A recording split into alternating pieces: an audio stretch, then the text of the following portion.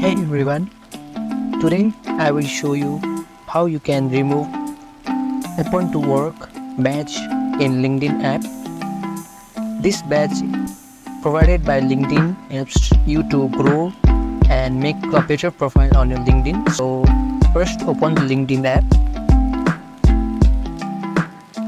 After opening the LinkedIn app, click on Profile and open the profile section. Here you can see that my profile has a badge of Open to Work, so we are going to remove the badge. So now click on this profile picture, choose view or edit profile photo, choose frames, and now you can choose various frame option. If you are a recruiter, then you can put the hiring badge on your profile.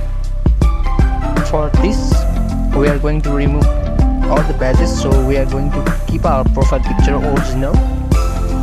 And now click on apply. Now there appears a confirmation message whether you want to remove the Open to Work badge from your profile. So click on remove Open to Work. Now go back, and as you can see, the Open to Work badge has been removed from your profile picture. This is the easiest way that you can remove the badge in your profile and add on. Hope you find this video informative. Give it a like and subscribe to the channel for more guide like this. Thanks for watching.